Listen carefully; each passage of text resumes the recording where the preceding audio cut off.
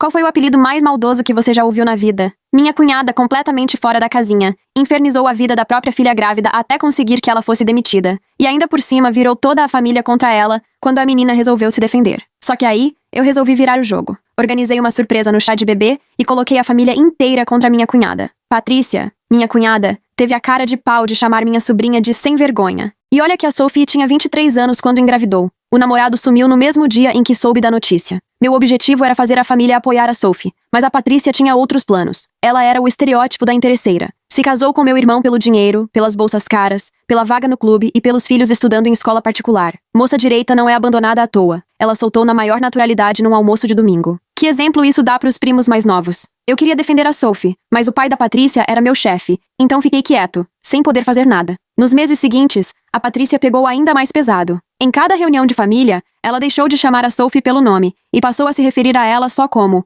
a sem vergonha. Arrancou a menina de todos os grupos familiares e conseguiu convencer quase todo mundo de que ela tinha traído o namorado. Foi pura maldade, mas a Sophie foi aguentando. Ela ainda tinha sua carreira e salário, até que a Patrícia decidiu acabar com isso também. Estava tomando café quando o telefone tocou. Era a Sophie, tão nervosa que achei que fosse desmaiar. A Patrícia acabou de ligar pro meu chefe dizendo que eu estava tendo delírios de gravidez, que eu era um perigo pros bebês do hospital. Me cortaram pra um plantão por semana. Ela chorou. Estou de 7 meses e acabei de perder meu convênio. Passei meses vendo a Patrícia se divertir destruindo a Sophie. Não dava mais pra só assistir. Chegou minha vez de agir. O reencontro anual da família era dali a 2 semanas, na casa da Patrícia. Perfeito. Minha filha, Emma, de 8 anos, ia ser fundamental no meu plano. Passei as noites ensaiando com ela, que tem uma sensibilidade pra maldade que muita gente grande não tem. Chegamos na casa, e o sorriso falso da Patrícia virou ódio puro quando viu a Sophie, barrigão de 8 meses, entrando toda pronta pra festa. Ela não é bem-vinda aqui, Patrícia disparou, gelada. Surpresa! Gritei com toda a força. Hoje é o chá de bebê da Sophie. Entrei antes que a Patrícia fechasse a porta. Todo mundo olhou. Ela me agarrou pelo braço, enfiando as unhas.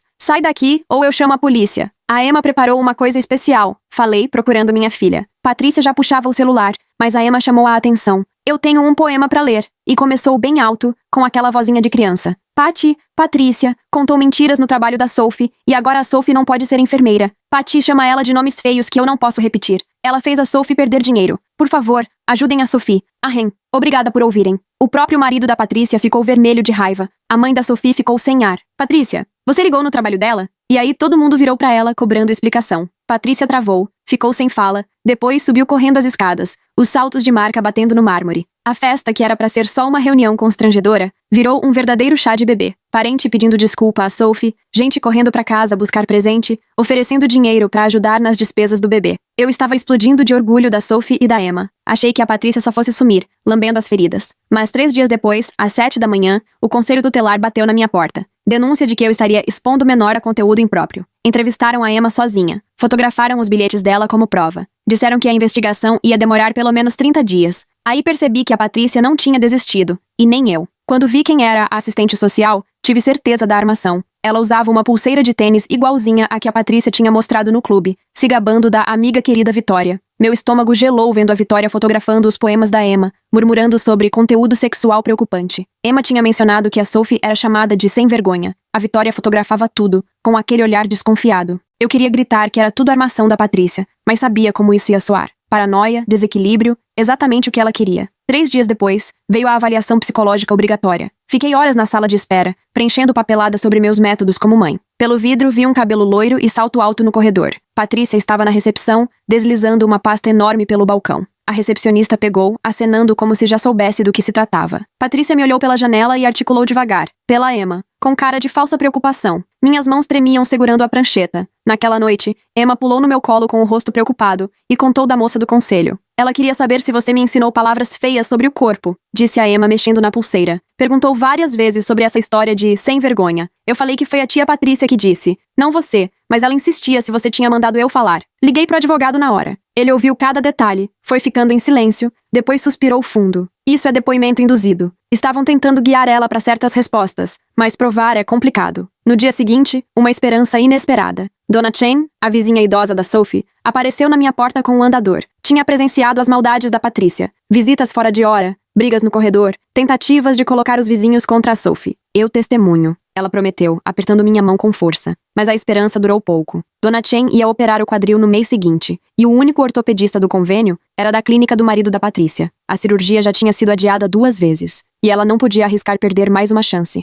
Meu celular apitou com o lembrete da aula obrigatória do conselho tutelar, e na mesma hora, a Sophie ligou, aflita, dizendo que estava tendo contrações, sangramento e que precisava urgente de alguém para levá-la ao hospital. Fiquei parada, olhando para aquelas 2 obrigações, sabendo que a Patrícia tinha armado tudo para me colocar numa sinuca perfeita. A aula do conselho era obrigatória. Faltar seria considerado falta grave. Mas a Sophie estava sozinha, assustada, correndo o risco de perder o bebê por conta de tudo o que começou a acontecer. Patrícia tinha até postado um lembrete da aula no meu Facebook naquela manhã. Só não esquece, viu? A Emma precisa que a mamãe cumpra todos os requisitos. A postagem já estava cheia de curtidas da família. Mesmo assim, escolhi ficar com a Sophie. No hospital, segurei a mão dela durante o exame, enquanto a pressão só aumentava. O médico falava calmo, orientando sobre repouso, menos estresse, acompanhamento médico. A cada palavra, Sophie apertava mais minha mão. Meu celular não parava de vibrar. Coordenadora do conselho tutelar, advogado, pai da Patrícia. Ignorei todos, focando só na respiração da Sophie e no coraçãozinho do bebê no monitor. Quando saímos do hospital, já tinha 6 mensagens de voz esperando.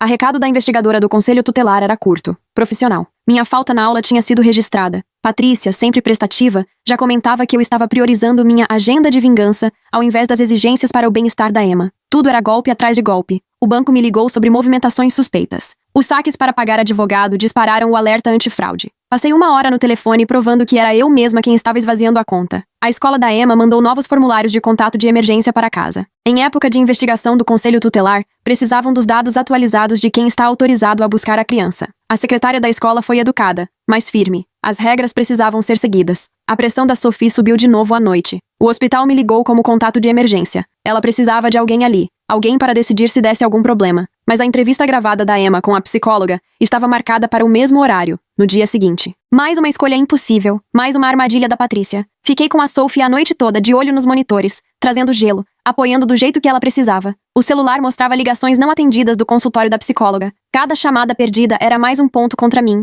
mais um motivo para dizerem que eu não me importava com a minha filha. De manhã, a própria Patrícia apareceu. Entrou no quarto do hospital com um buquê enorme e uma blogueira de maternidade logo atrás, já gravando tudo com o celular. Eu precisava ver a família, Patrícia anunciou alto, de propósito para as enfermeiras ouvirem. Apesar de tudo, família vem em primeiro lugar. A blogueira tirou várias fotos enquanto Patrícia ajeitava os travesseiros da Sophie, com um exagero teatral. Em menos de 1 hora, as imagens já estavam no Instagram. Tia apoia a sobrinha grávida apesar de falsas acusações. Patrícia fez da minha ausência na consulta da Emma uma vitrine para autopromoção. À tarde, a professora da Emma ligou. A voz dela era neutra. Explicou que, diante da situação, Patrícia tinha se oferecido como contato de emergência. A escola não podia discriminar por briga de família, mas queria o melhor para a Emma. A mensagem nas entrelinhas era clara. Patrícia era a estável, a presente, enquanto eu estava sempre ausente. Comecei a investigar os passos da Patrícia no dia do hospital. O livro de visitantes era público. Minhas mãos tremiam ao comparar os horários. Patrícia assinou às 9h47. O relatório do conselho tutelar saiu às 10h15, meia hora depois. Tempo de sobra para ir ao saguão e fazer uma ligação. O segurança lembrou dela. Sim, a loira. Parecia nervosa. Fez uma ligação importante ali perto do carrinho de café. Ele apontou para o canto do saguão, que tinha visão direta para a sala da segurança. As câmeras teriam registrado tudo. Patrícia ao telefone exatamente na hora do relatório. Prova de que foi tudo armado, planejado. Mas para ver as imagens, só com ordem judicial. E eu tinha acabado de ser flagrada tentando entender o layout das câmeras, tirando foto do corredor. O chefe da segurança me acompanhou até a saída e avisou. Só volte com autorização. No dia seguinte, o pai da Patrícia me chamou na sala dele. Meu relatório de desempenho estava em cima da mesa. Você está distraída, ele falou, sem nem olhar para mim. Esses relatórios de auditoria precisam de aprovação, mas preciso saber que você está focada no trabalho, não em drama familiar. O recado era uma ameaça. Meu emprego, minha renda, minha chance de lutar pela Emma, tudo estava nas mãos dele. Naquela noite, meu irmão finalmente apareceu. A mensagem dele me gelou o sangue. Você está se perdendo igual na época da morte da mãe. Ficava culpando todo mundo, menos você. Procure ajuda. As palavras eram dele, mas o discurso era da Patrícia. Ela tinha dito exatamente o que queria que ele me falasse. Que eu era instável, que não superava nada, que precisava de ajuda. O próximo passo da Patrícia foi de uma crueldade difícil de acreditar. Criou um grupo no Facebook, Orações pela Emma. Em poucas horas, parentes e amigos já comentavam sobre o meu suposto sofrimento e comportamento instável. Cada comentário virava munição para o conselho tutelar, mostrando que todo mundo estava preocupado comigo. Sophie tentou me defender online, contando sobre o assédio da Patrícia, as ligações no trabalho, a crueldade. Mas o advogado da Patrícia printou tudo, dizendo que era assédio coordenado por pessoas instáveis. E veio o golpe final. O namorado da Sophie a largou, deixando ela sem apoio. Patrícia se colocou como contato principal no hospital. Agora ela controlava a lista de visitantes, as liberações de receita, até as vitaminas da Sophie dependiam de aprovação dela. Patrícia tinha todo o controle. O desgaste era insuportável. Passei a noite preparando documentos para o conselho tutelar, tentando juntar provas e depoimentos. No trabalho, no dia seguinte, mal conseguia ficar acordada. Cochilei por um instante na mesa, e o pai da Patrícia registrou tudo. Incapacidade afetando o desempenho. Mais uma prova contra mim. Minha melhor amiga, Melissa, me ligou chorando naquela noite. A filha dela tem uma doença autoimune raríssima, e o marido da Patrícia é o único médico que pode tratar. Eu acredito em você, Melissa chorava. Mas minha filha pode morrer sem o tratamento dele. Não posso te dar uma referência de caráter.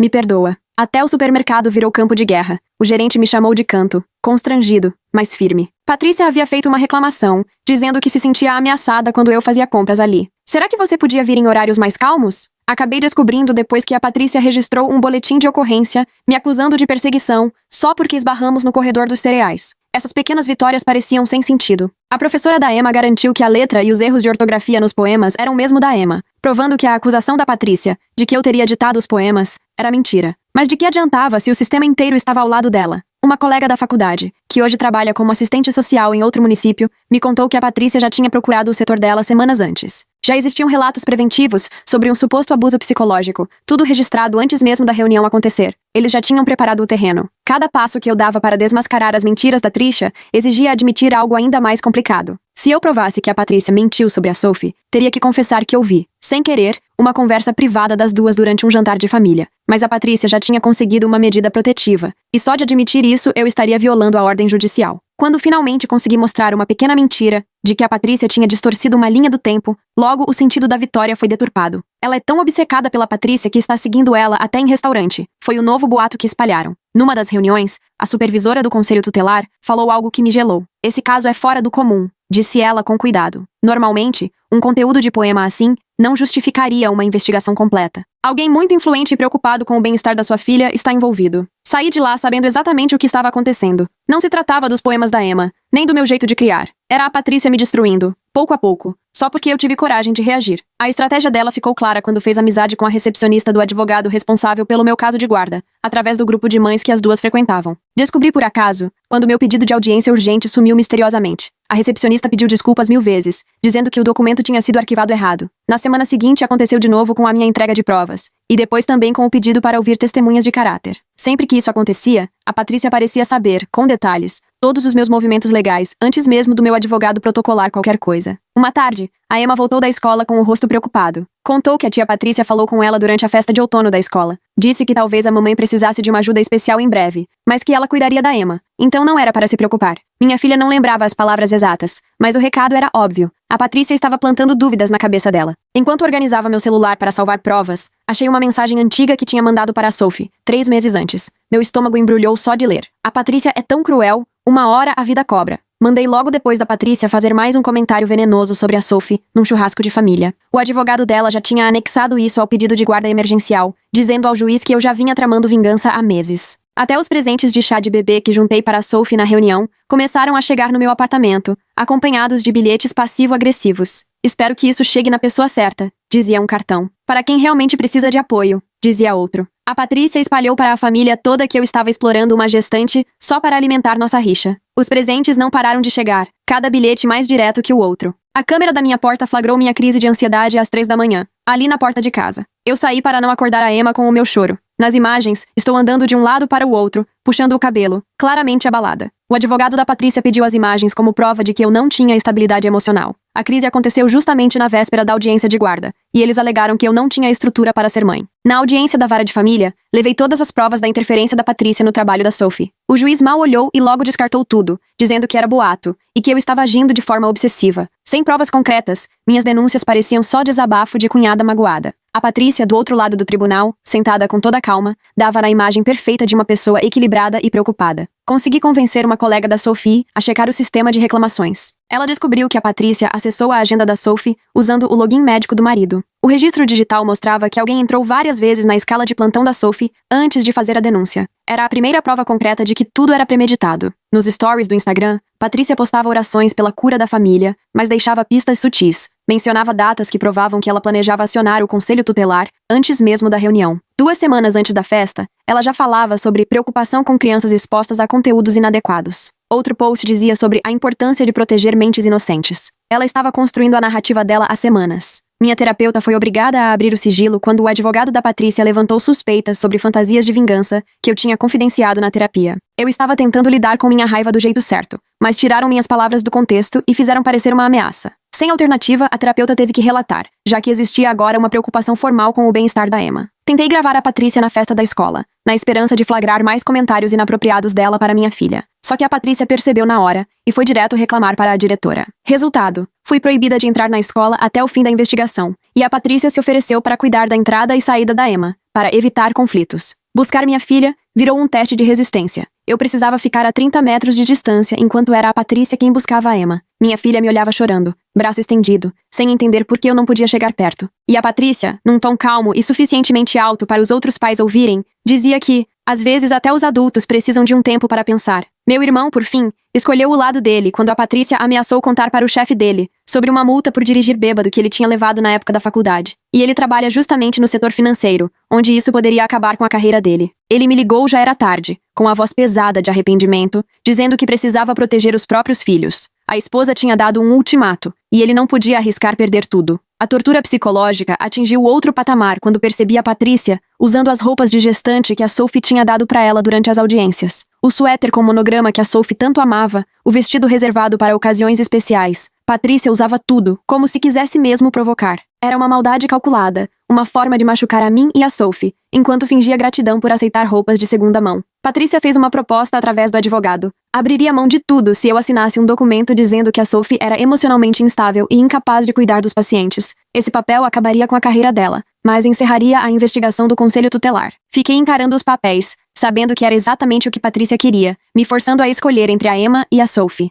Minha recusa foi imediatamente distorcida na petição de emergência que ela apresentou para conseguir a guarda provisória, dizendo que eu estava colocando uma briga pessoal acima do bem-estar da Emma, priorizando um desejo de vingança em vez da estabilidade da minha filha. No papel, eu parecia alguém tão cega pelo ódio que seria capaz de sacrificar a própria filha só para atingir a Patrícia. Um avanço veio quando descobrimos que Patrícia tinha ligado para o conselho tutelar do estacionamento do hospital, não do saguão, como eu pensei. O horário das câmeras estava errado por causa de uma falha durante uma atualização do sistema. Ainda assim, ficou provado que Patrícia estava no hospital na hora crucial, mas esse detalhe tornava a prova menos forte. A Sophie foi muito mais esperta do que qualquer um imaginava. Ela vinha registrando o assédio da Patrícia em rascunhos de e-mails enviados para ela mesma, salvos numa conta antiga que a Patrícia nem sabia que existia. Meses de incidentes, datas, horários, testemunhas, tudo registrado com cuidado, como se já soubesse que um dia ia precisar dessas provas. Aos poucos, o verdadeiro motivo da crueldade de Patrícia veio à tona. O primo dela, Marcos, era ex-namorado da Sophie. Patrícia acreditava que a Sophie tinha seduzido e arruinado a vida dele, destruído o futuro do primo por causa da gravidez.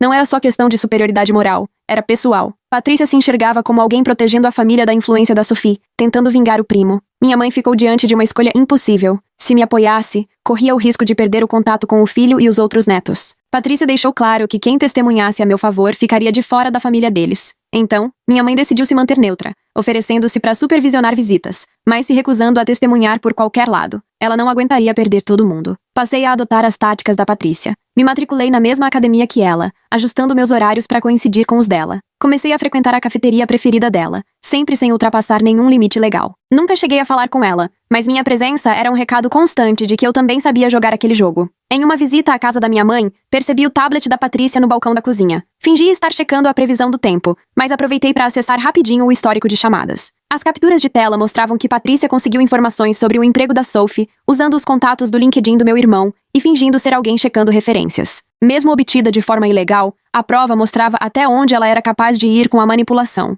Do nada, o Marcos reapareceu, querendo reconhecer paternidade. Patrícia tinha convencido ele de que a Sophie o prendeu com a gravidez, e que ele precisava correr atrás dos direitos antes que ela tirasse ele de vez da vida do filho. Lutar por guarda e paternidade ao mesmo tempo fez com que eu perdesse uma consulta de terapia da Emma. A terapeuta registrou minha ausência como parte de um padrão de afastamento. As despesas com advogados acabaram com minhas economias, enquanto Patrícia bancava uma equipe usando os bens do casamento. Vi minha aposentadoria sumir, as reservas de emergência evaporando. Cada real gasto na justiça era um real a menos para o futuro da Emma, e a equipe da Patrícia fazia questão de me lembrar disso. Houve ainda uma confusão durante a consulta obstétrica da Sophie, quando Patrícia apareceu fingindo ser uma parente preocupada. Convenceu a recepcionista de que estava ali para apoiar a Sophie, mas na verdade foi para intimidar. Fui retirado pela segurança quando tentei intervir, dando mais munição para Patrícia alimentar a história sobre meu suposto comportamento instável. O pai da Patrícia me chamou para conversar numa sexta-feira à tarde e me demitiu, alegando desempenho ruim e ambiente de trabalho hostil. Várias ausências por causa das audiências, o registro de que dormi na mesa, distração,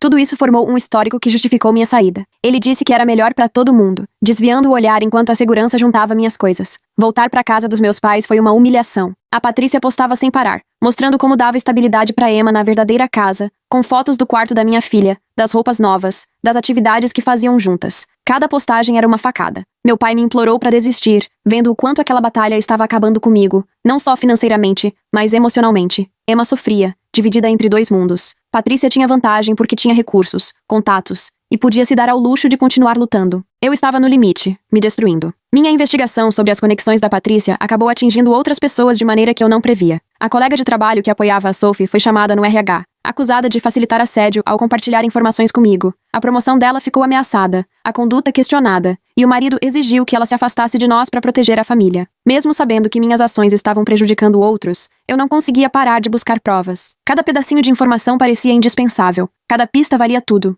Famílias se desfazendo, amizades terminando, carreiras ameaçadas. Tudo porque eu não conseguia aceitar uma derrota para Patrícia. A guardiã ad litem da Emma me fez uma pergunta que me travou. Você já pensou que essa obsessão pela Patrícia pode estar prejudicando a Emma? Eu abri a boca para responder, explicar sobre as injustiças, as mentiras, a manipulação, mas as palavras simplesmente não saíram. No fundo, eu sabia que talvez ela tivesse razão. No tribunal, confessei que havia gravado a Patrícia sem autorização durante o evento na escola. Assumi o risco, trocando a chance de enfrentar um processo criminal por credibilidade naquele contexto. O juiz registrou minha confissão, mas fez questão de ressaltar a gravidade de violar as leis de consentimento para gravações. Minha honestidade acabou ficando completamente ofuscada pelo peso do ato ilegal. Os e-mails da Sophie trouxeram à tona algo que doeu demais. Meses antes, eu tinha ignorado as primeiras preocupações que ela dividiu comigo sobre a Patrícia, achando que era drama, bobo. Ela tentou me contar sobre os olhares atravessados, os cochichos, as pequenas exclusões, mas eu disse para ela não ligar, que a Patrícia não merecia nossa atenção. Agora vejo o quanto eu devia ter escutado. A advogada da Patrícia pediu para acelerar o julgamento, enquanto a minha cuidava do processo de guarda. Tive que me virar sozinha na ação trabalhista, sem entender nada de procedimentos legais, tentando aprender tudo no susto. Precisei decidir qual batalha priorizar, ciente de que dividir minhas forças poderia me fazer perder nos dois lados. Aos poucos, ficou claro o que realmente motivava a Patrícia. Ela acreditava de verdade que estava protegendo a família de uma suposta decadência moral. Na cabeça dela, Sophie era o retrato de tudo que há de errado no mundo moderno. Mulher com filho fora do casamento, esperando apoio mesmo tendo feito más escolhas. Só por apoiar Sophie, me tornei cúmplice desse erro moral. A história de vida da Patrícia explicava muita coisa. A irmã dela foi expulsa de casa ainda adolescente por engravidar, e os pais romperam todo o contato, justificando que só o rigor preservaria os valores da família. Patrícia absorveu esse ensinamento, convencida de que isolar era justo, não cruel. Mas acabei cruzando uma linha que nunca imaginei. Durante as visitas com a Emma, comecei a pedir para ela reparar em qualquer coisa estranha que a tia Patrícia fizesse. Ensinei minha filha a prestar atenção nas conversas e guardar detalhes que pudessem ajudar a mamãe. Usei minha filha de 8 anos como se fosse uma informante. A pessoa que eu fui um dia, que acreditava em fazer a coisa certa, não existia mais. Ensinei Emma a anotar o que lembrava em um diário,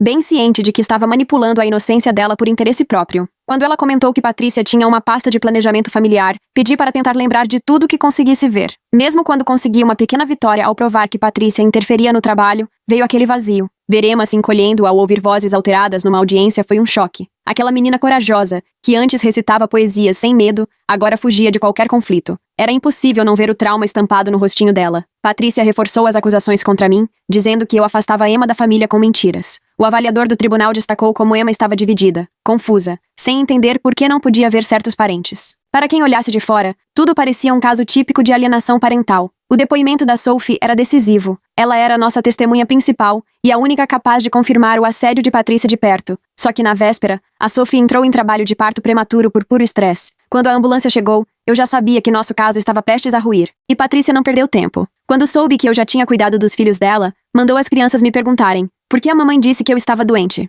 Eu não podia explicar sem prejudicar os pequenos, então precisei contornar as perguntas, o que acabou me deixando com cara de culpada. Até o pessoal do hospital começou a tomar lados conforme o plano de saúde do cônjuge de cada um. O consultório do marido da Patrícia era seguro, estruturado. Meu futuro era incerto. Eu nem plano podia oferecer. Gente que poderia apoiar Sophie preferiu ficar em silêncio para não se complicar. O juiz me explicou o golpe final, para mudar a guarda em caráter de urgência. Só se houvesse risco físico iminente, não manipulação emocional. Mentira, manipulação, até assédio. Nada disso era suficiente sem ameaça direta à integridade física. O sistema simplesmente não está preparado para lidar com a crueldade de Patrícia. Procurei a representante sindical da Sophie, com quem eu tinha uma dívida antiga. Ela topou ajudar, conseguindo indicação de um advogado trabalhista para Sophie, mas deixou claro que o sindicato não se envolveria na briga pela guarda. Foi uma ajuda parcial que me deixou ainda mais vulnerável. Os e-mails da Sophie mostraram que ela sabia que Patrícia estava piorando, mas continuou no emprego só para não perder o plano de saúde do bebê. Aguentou semanas de hostilidade, registrando tudo em silêncio, escolhendo juntar provas em vez de buscar segurança imediata. Na fase de investigação, veio o choque. Sophie tinha gravado conversas da Patrícia no celular antes de ser demitida. Os áudios flagravam Patrícia dizendo para uma colega que ia acabar com aquela mulher e debochando da denúncia. Era a prova que faltava, mas o preço foi alto. Sophie sacrificou saúde, gravidez, sanidade para construir o caso. Quando me dei conta do tamanho do sacrifício, ela escolhendo conscientemente ficar em perigo para garantir proteção jurídica depois, me senti péssima. Mesmo sabendo do risco de ela ser processada por violação de privacidade, usei as provas. O consultório do marido da Patrícia podia alegar quebra de sigilo, e Sophie corria risco de perder tudo, mas já não havia escolhas seguras. Patrícia, confiante demais, finalmente cometeu um deslize. Na mediação do tribunal, admitiu que precisava proteger os valores da família contra a corrupção. O mediador, obrigado a relatar qualquer fala discriminatória, ouviu dela uma confissão de preconceito por estado civil. Era a primeira rachadura na fachada perfeita. Aprendi a apresentar as provas sem me exaltar. As próprias palavras e ações da Patrícia eram mais contundentes que qualquer acusação. O padrão de perseguição ficou inegável quando expusemos tudo em ordem.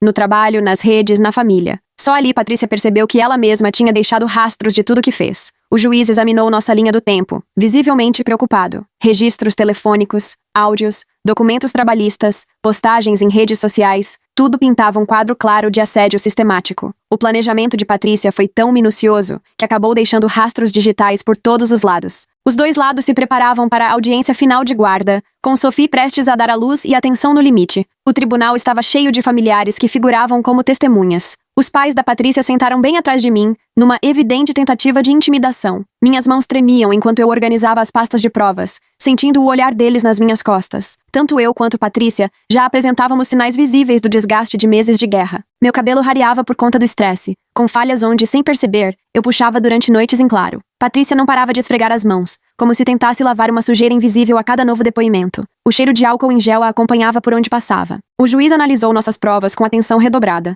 Registros de ligações da Patrícia para o trabalho da Sophie. Áudios com falas claramente discriminatórias. Documentos que mostravam acesso pelo login do marido. Posts que deixavam evidente o planejamento. Cada nova evidência só fortalecia o padrão de assédio. Num dos intervalos, a mãe da Patrícia se levantou subitamente e o tribunal ficou em silêncio quando ela se aproximou do assistente do juiz, trêmula. Pediu para testemunhar sobre o passado da filha. O juiz autorizou, e o rosto da Patrícia ficou pálido quando a mãe subiu ao púlpito. Dona Henderson falou baixinho sobre a irmã adolescente de Patrícia, que foi expulsa da família por causa de uma gravidez décadas antes. Contou como Patrícia deixou de ser uma criança compassiva e passou a usar a moralidade como arma. Sua voz falhou ao admitir que assistiu a filha destruir a relação com a própria irmã pelo mesmo padrão de superioridade moral. Disse que não suportaria ver isso acontecer de novo. O juiz determinou avaliações psicológicas imediatas para todos. O laudo da Patrícia revelou traumas profundos ligados à rigidez moral da família. O meu apontou ansiedade severa e hipervigilância, resultado de meses de ataques constantes. O da Emma me partiu o coração. Ela apresentava sinais de confusão e lealdade dividida,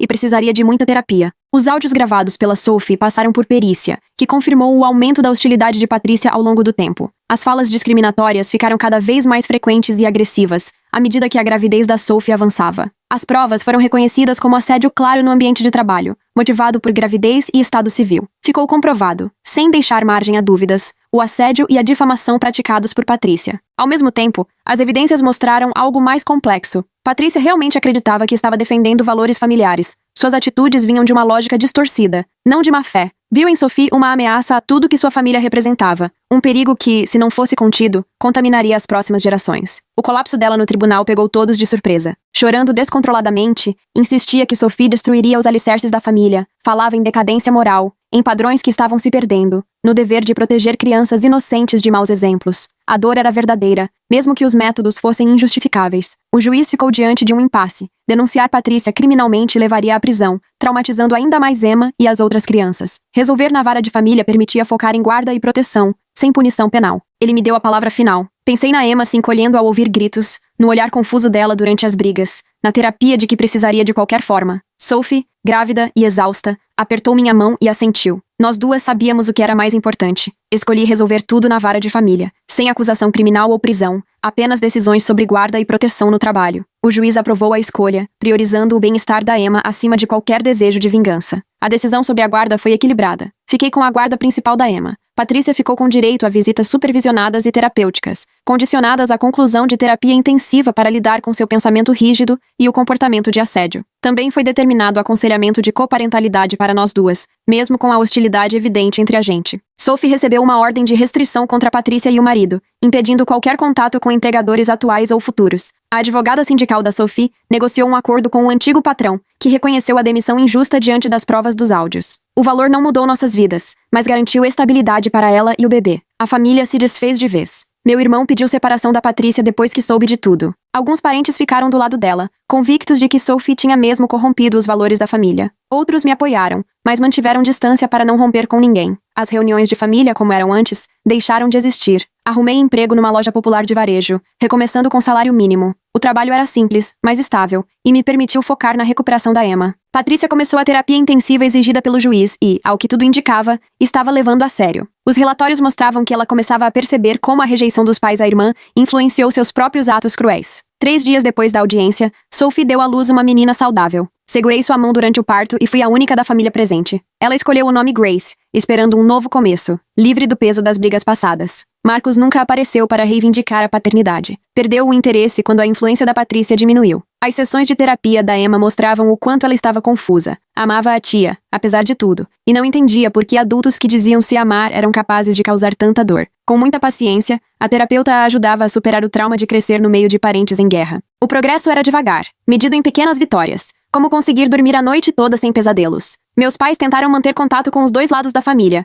mas acabaram fazendo festas separadas, sempre evitando mencionar um grupo para o outro. O desgaste era visível no rosto deles, envelhecidos pelo conflito que acabou separando seus filhos. Eles supervisionavam as visitas da Patrícia com a Emma, que virou uma espécie de território neutro no meio de toda aquela guerra. 6 meses depois do novo acordo, os relatórios da terapia da Patrícia mostravam que ela realmente estava avançando. Ela começava a enxergar o mal que tinha causado, embora ainda tropeçasse na hora de admitir que suas motivações estavam erradas. A terapeuta observava que ela estava lidando com décadas de trauma, resultado da criação rígida da própria família. Enquanto isso, fui reconstruindo minha carreira com calma, aproveitando para fazer cursos online quando a Emma dormia. Um certificado em recursos humanos me abriu as portas para um cargo inicial em uma ONG que apoia vítimas de assédio no trabalho. O salário não era muito melhor do que no comércio, mas pelo menos fazia sentido para mim. Eu sabia, por experiência própria, como é difícil para quem sofre quando gente poderosa usa o sistema contra a pessoa. Sophie voltou para a enfermagem em outro hospital, sem nenhuma ligação com o marido da Patrícia. Começou em meio período, foi recuperando a confiança enquanto cuidava da Grace. Nos apoiamos naqueles dias pesados, unidas pelo que passamos,